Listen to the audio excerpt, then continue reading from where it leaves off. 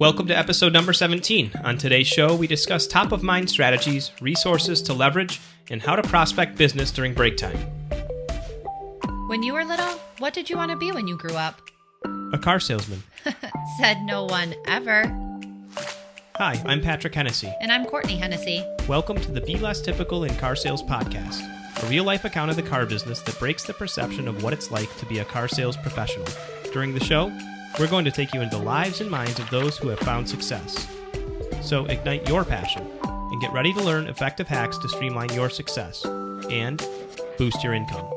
So, is that your pitch? Yeah. It's pretty good.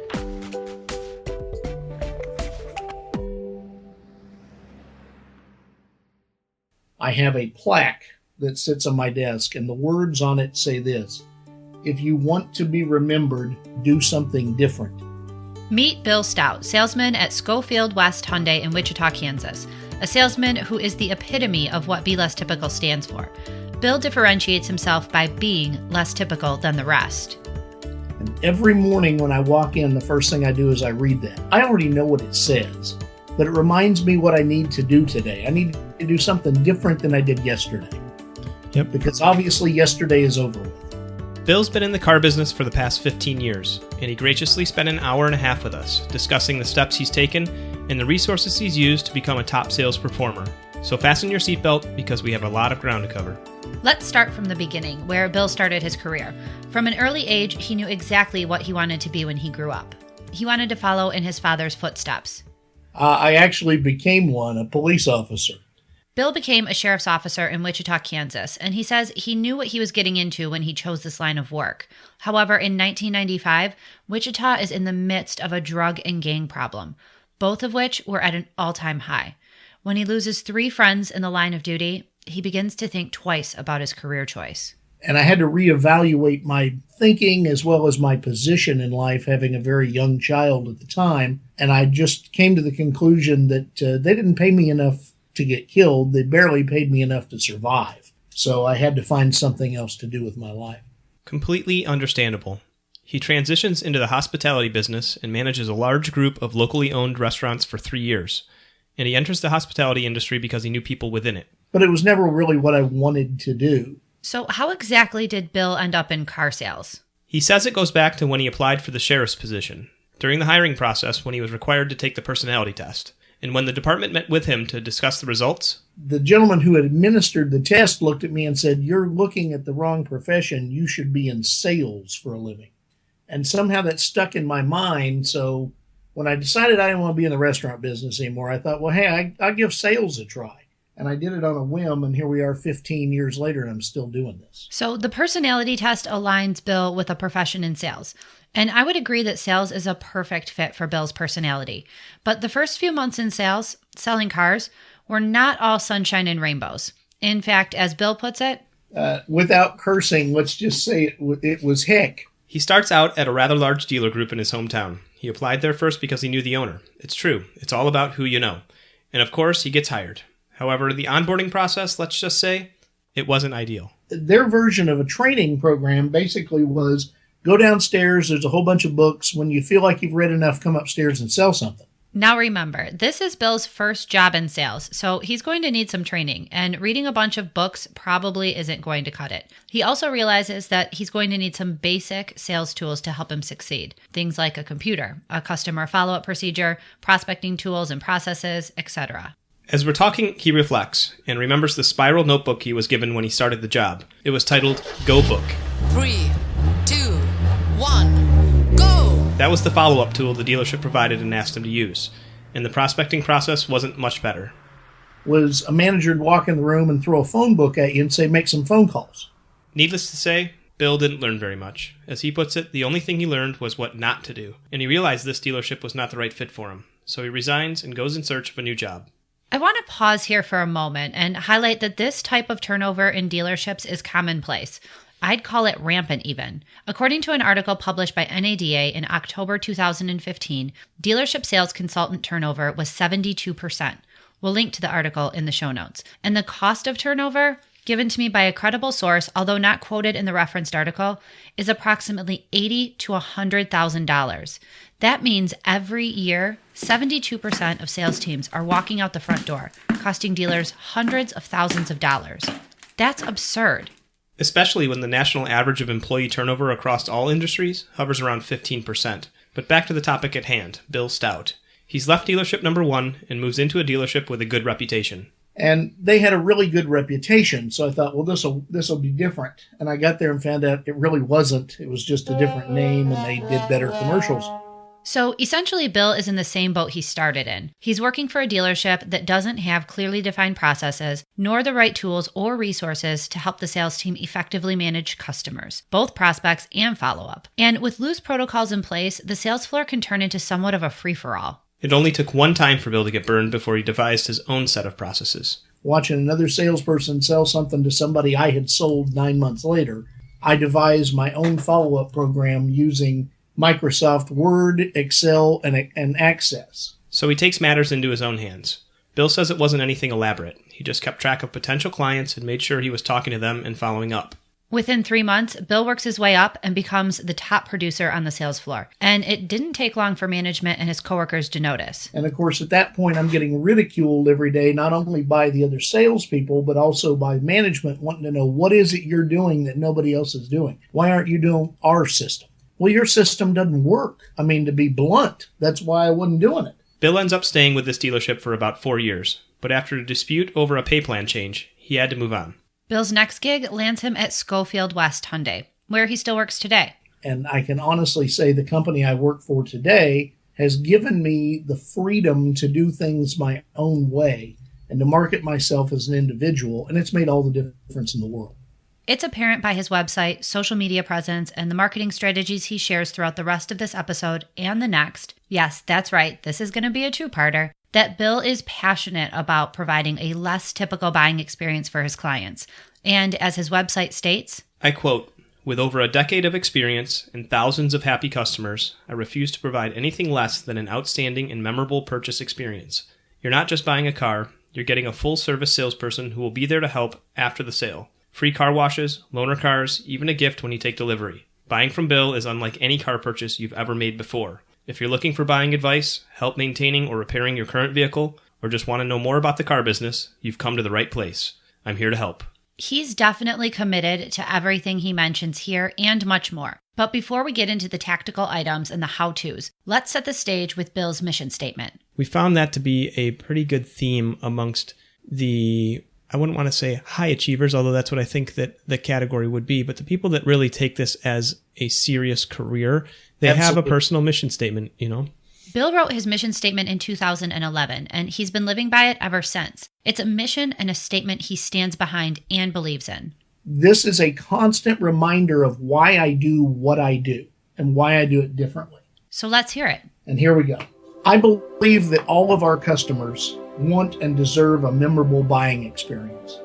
But as an industry, we do a poor job of making sure that our customers are treated the way they want to be treated. We actually teach salespeople from day one to be in control of the deal and of the customer. We teach them to avoid and dodge questions. We teach them to lead customers. We even teach them to walk away so a customer will follow them. This is asinine and counterproductive.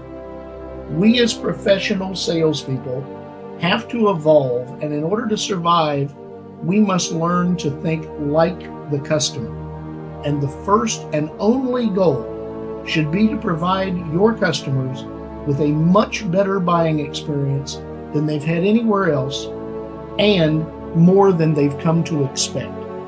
That's quite a mission and really a set of core values, too. To ensure his mission stays top of mind, he keeps it visible, which you'll notice is a strategy he employs in selling cars as well. But we'll go into that in just a little bit. And I have it printed, and I keep it everywhere. I mean, I have it. It's the first page of every notebook I have. It's when I open a drawer at my office, it's the first thing in every drawer. It's a very good point for us to reflect on, which is something that you're doing when you read that the goal is to get into our customers' shoes. And even for us that we try to do things the right way, there are still so many deep-seated habits in this industry that they're hard to break, right? I mean, people that we could categorize, I mean, we throw around our word, right? And that was just our catchphrase that I've used for a long time. Whatever you do when you go talk to this customer, just be less typical than the guy down the street. And that's kind of how we came up with our little slogan. It's just something I've said for a long time. But the things that we do without even recognizing, the leading the customer that you just stated, that's inherent in most of our behaviors, just because that's what we've always done. So it's a very good point to bring up, and I appreciate that. This mission statement and moment of reflection remind me of a church sermon, except in this case, it's a sales and customer service sermon given by Preacher Bill. And just like a preacher, it's important to share the message, to teach, and help others see the light. For example, one of the guys made the comment to me that I treat everybody the way I want to be treated. And I looked at him and I said, "Did you even hear what you just said?" He said, "What do you mean?" I said, "You said the word I twice. You said, I treat people the way I want to be treated. Those people aren't you. They don't want to be treated the way you want to be treated. They want to be treated the way they want to be treated." And to drive the point all the way home, just like a benediction. And as soon as you can get out of your own shoes and realize that this isn't a me and an I business, it's a they business, your income will go up, you will feel better about what you do, and you will live a happier life. Amen. Time out. One quick note. If you're interested in getting a template that you can use to write your own vision or mission statement, along with step-by-step instructions for defining your core values, go to belesstypical.com/mission and opt in. We'll send you a printable version that you can start using today. Just go to belesstypical.com/mission and opt in. It's easy. Now back to the show. Now that the stage is set, let's outline some of the how-tos. One of the many ways Bill stays in front of his customers throughout the purchase and beyond is through his follow-up system and process. He's created a customized follow-up cadence that starts when the customer leaves the dealership. Today, now you're crazy if you don't send them a text as soon as somebody leaves. But I called them within an hour after they left. If they didn't answer the phone, I'd leave a message. The timing after that? 3 days after you bought it, a week after you bought it, a month after you bought it, and then about every 6 months after that.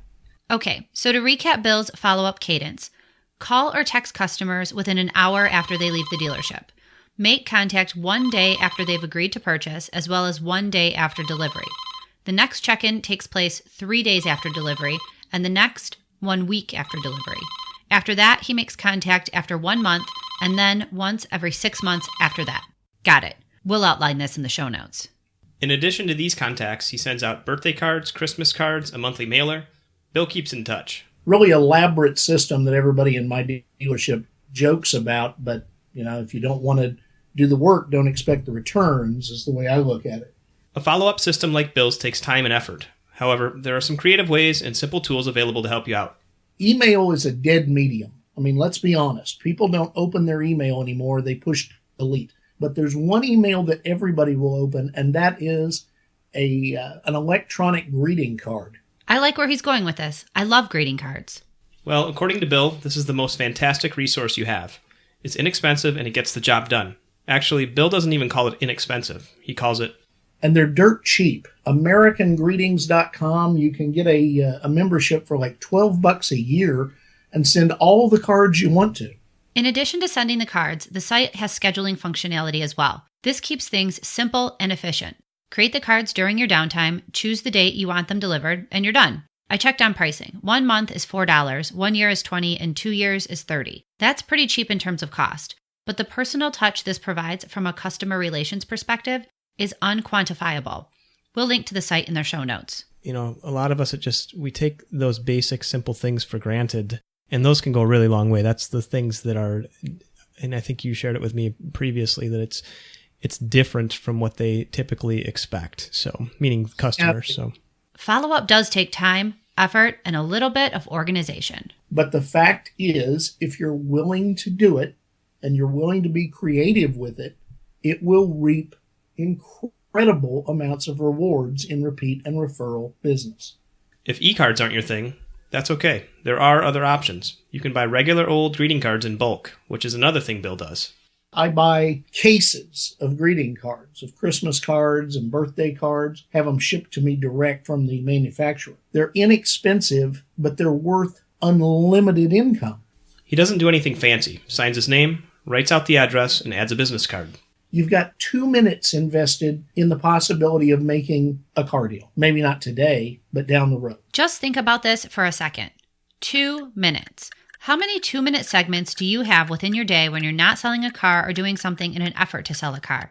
How many times are you checking Facebook? And I'm not talking about your business Facebook page, but your personal newsfeed. How many minutes do you spend in the huddle? How many minutes do you spend staring out the window at the lot? So instead of complaining that there's not a car on the lot to talk to, or the phone's not ringing, or your manager isn't spending money on advertising, all the same garbage everybody complains about, why not write some greeting cards? I agree. Why not? If you're at work, spending hours of your day in the dealership, why not put forth the effort to grow your business? This is just one of many ways to invest in yourself, your client base, and your dealership. We'll link to the greeting card manufacturer Bill uses in the show notes. Bill orders 2 cases per order, filled with 360 greeting cards each, so that's 720 greeting cards. Envelopes are included, and with shipping, it's only $60. You know, when it's all said and done, you're spending about 8 cents a card. If your dealership pays postage, that's your only investment other than your business card. Not a big investment at all. And if you're smart about how you buy business cards, you're spending a penny a piece or less for those. Bill uses gotprint.com for business cards, which, as you may have guessed, we'll also link to in our show notes. You can order business cards. You can design them yourself online. You can make your own design. If you want to spend more money, you have them design them. And according to Bill, the production quality is good. His cards are double-sided, colored print. You can check it out on his website, BillStoutSellsCars.com. For a box of 6,000, he pays $60, including shipping. So that's a penny a piece. So again, I'm spending 1.18 cents per card. Double-sided color print. You know the math. Oh, I know the math on everything, I promise you. I buy a lot of prospecting tools. Great resources for you to take advantage of at an inexpensive price. So how exactly does Bill keep all of this straight? Is he utilizing the dealership CRM, functioning outside of it? How does he make all of this follow-up happen? I use 4 systems, and I know how crazy that sounds, but... Wait a second. 4 systems? That's serious. He is serious about it, for a reason. The dealership has changed CRM systems 6 times since he's worked there, and it's not uncommon for dealers to change due to technology updates, new functionality, or multiple other reasons. And when this transition takes place, Bill says, but when they ship from one CRM to another, you're going to lose information. It just is the way it is. So when they did that the first time, that was when I said, that's enough. I'm not going to lose my customer base. I'm not going to lose notes or anything else. So today, he uses the dealership CRM, a database he's created, a third-party CRM, and... we also use Auto Alert, if you're familiar with that, which if you have it and you don't use it, you're an idiot. And let's not leave out Google, because he uses that too. And quite frankly, I also use Gmail, because if you get into Google and you start looking at how their tools are set up, and they're all free, their tools are actually better set up than a lot of third-party CRMs are. So it's there to use, and it's also great for sending out bulk mail without having to pay for it, like services like MailChimp and some of those others. He uses all of these systems for one sole purpose: to keep in touch and become a household name with his customer base. Similar to how Bill keeps his mission statement visible in order to keep it top of mind. He employs the same logic here and uses a follow-up system to stay top of mind and visible to his customers. As he notes in a matter-of-fact tone, it's just a matter of, again, what you're willing to do to be successful. So now that we know how he follows up and the resources he uses, when does he find the time to do all of this? Bill works at a dealership with a rotating schedule. One day you start at 9, the next at noon, and you rotate back and forth. On the days when Bill is scheduled to start at noon, technically he's already working by 8 a.m. But I go out and do outside marketing from about 8 o'clock until about 10:30. So by 10:30, he's at the dealership. Now remember, this is his routine when he's scheduled to start at noon. If he's scheduled for a 9 a.m. start, I'm going to be there at 8, at the absolute latest. When he gets there, he hangs out in service. Because our service department opens at 7, and I'm going to stand in there and I bring donuts and business cards and talk to people. This time spent in service can serve multiple purposes. Clearly, you're prospecting potential customers, but you're also building a relationship with your service department and advisors. Just being present keeps you top of mind. Who do you think the service advisor is going to come to when they have a client who's a prime prospect to trade or buy? Probably the guy back there handing out donuts. In addition, the conversations you're having with customers or the service staff can provide insight into hot topics and relevant questions. And what better topics or questions to start answering on your social media, in follow-up newsletters, etc. Essentially, you're curating content, prospecting, and building relationships all at the same time. Once he's done in the service department or doing outside marketing, he starts his follow-up ritual. First, he pulls greeting cards that need to be mailed. But all those cards are ready. So I pulled the ones for today around 8:30 in the morning. How are they ready? Who filled them out and when? It's when I'm at home and I'm watching TV, I'm making out cards. Yeah, sitting here watching football, I can address some envelopes. So he does it all on his own, and he tries to keep himself about 30 days ahead. When he mails the cards, he uses Bill Stout sellscars.com return labels, always keeping his brand visible. From 9 to 10:30, Bill makes phone calls. Follow-up phone calls from the last week, and then phone calls that I can try to find new business, whether that be from Auto Alert or people I talked to on the service drive yesterday or somebody that was a referral or what have you. From 10:30 to 11:30, he takes a break, if you call it that. And I'll go off the lot. I'll go to a mall or go get my hair cut or go to a bank across the street or apartment buildings or whatever. And my goal is to meet 10 people in that hour. Meeting 10 people in an hour seems difficult in and of itself to me. I'm at the gym for 2 hours each morning and I barely speak to another person. So for clarity purposes, is there a method to this madness? No, he keeps it simple. 10 people I've never met before, tell them who I am, what I do, and give them a business card and tell them, even if you're not in the market for a car, you know somebody who is, and you can contact me and I'll put you in my easy referral network. It uses your phone and you'll be able to get paid. Spoiler alert. This week's Golden Nugget episode, which will air Thursday, will focus on the app Bill uses to pay customer referral rewards, an app that's available on any smartphone. By 11:30, Bill's heading back to the dealership with his lunch. Once back, he checks his missed calls, double-checks that he hasn't missed any follow-up items, and then he's ready to take fresh appointments. If you have a structure and you know what the structure is, even if it gets interrupted, you can easily finish the structure. But if you don't have a structure, all you're going to do is complain that there's not enough time in the day. And that's just not true. It's just you're not utilizing your time well. Structured workdays. Another common theme we've noticed in high potential employees, otherwise known as high pots and or top producers. For another example of how you can schedule your day, be sure to check out episode number 15 featuring Victor Montoya. He shares his work 30 minutes, take 5 schedule that he attributes efficiency and increased productivity to. Whichever schedule you choose or create, the most important thing is that you have one and that you follow it. Your schedule is your roadmap. It keeps the wheels on the tracks, meaning productivity, and gets you to your destination as efficiently as possible. Because we come to work for a purpose, and as I like to say, this is not a hobby. Follow-up is just one way to stay top of mind with your customer base. This theory and strategy is something Bill learned early in his career, and clearly the message stuck. It's real simple.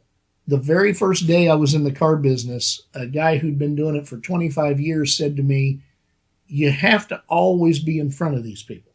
But here I am 15 years later, and I still think about that. You got to always be in front of these people. So my way of being in front of them is to constantly have my face in front of them somehow. Follow-up is extremely important, but it's only one piece of the overall puzzle. On next week's episode, Bill dives into his delivery process and how he makes each one special and memorable. In addition, we talk about cookies and Cinnabons, website development, and YouTube. It's going to be another action-packed episode filled with resources and tactical takeaways to help you grow your business. One last piece of advice to close out the episode. During our conversation with Bill, he mentioned a few different friends and mentors who've provided guidance throughout his career, one of which will be on an upcoming episode. Jonathan Dawson. You can never keep a secret. Anyway, one piece of advice that Bill took from a mentor other than Jonathan was to buy and brand matchbooks. I should buy matchbooks. And I thought he's crazy. Nobody smokes. Why do you need matchbooks? But I did it. I spent $375 on a case of matchbooks. Didn't know what the hell I was going to do with them. So I took some of them to the Humidor Club and I took the rest to a bunch of gas stations. I sold 19 cars directly off those stupid matchbooks. So now I buy a case of matchbooks twice a year. Mm-hmm. So listen, learn, and be willing to work hard and try new things. And that's what it all comes down to. just a matter of if you're willing to do it. Yeah, you got to take that leap, and the hardest thing I think for us to get over in this business sometimes is, what's my return right now?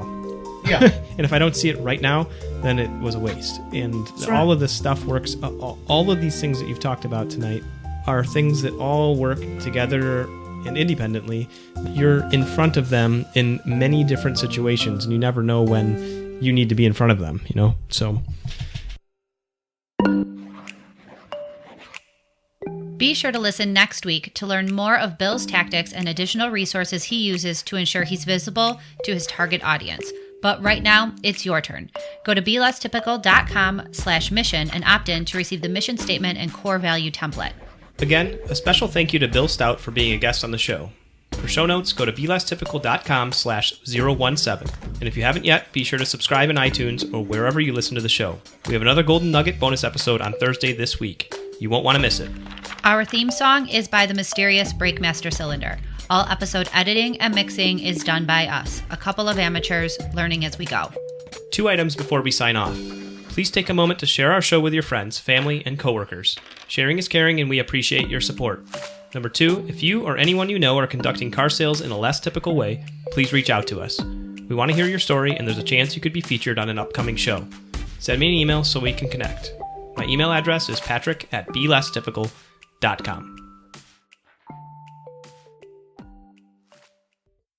Behind the scenes.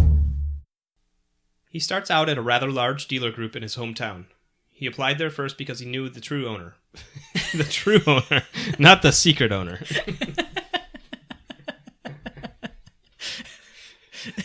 Because he was a sheriff. What in the world? I read the next sentence before I got to that.